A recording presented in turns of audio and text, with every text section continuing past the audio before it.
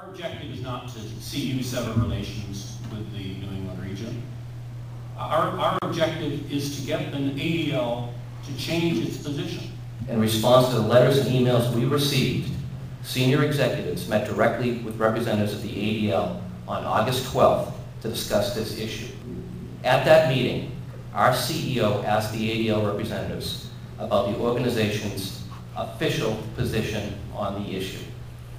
He was assured that the ADL unequivocally recognizes the killing of more than 1.5 million Armenians as genocide. Mr. Curley, is this position, is this verbal? Or? The conversation we had with the ADL from New England was verbal indeed. I mean, is this a private communication? I just cannot believe that they can't come up with a clearly worded statement that's formally approved by their governing body and formally promulgated to the public. I would suggest, respectfully, that you invite the ADL in and ask them unequivocally what their position is. The atrocities committed between 1915 and 1923 cannot and should not be hidden under confusing and clever language. I have not seen any written statement that is not ambiguous.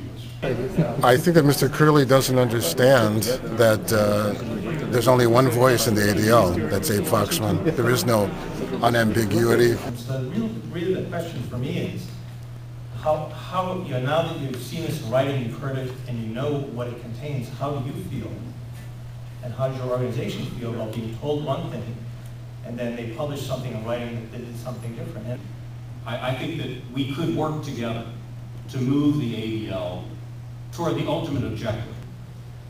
Given the assurances we have received from the ADL about its position, we intend to continue our partnership with the No Place for Hate program. Getting involved in national and international politics is not something we do. It is a national issue, it's an international, but at the same time, it's a local human rights issue.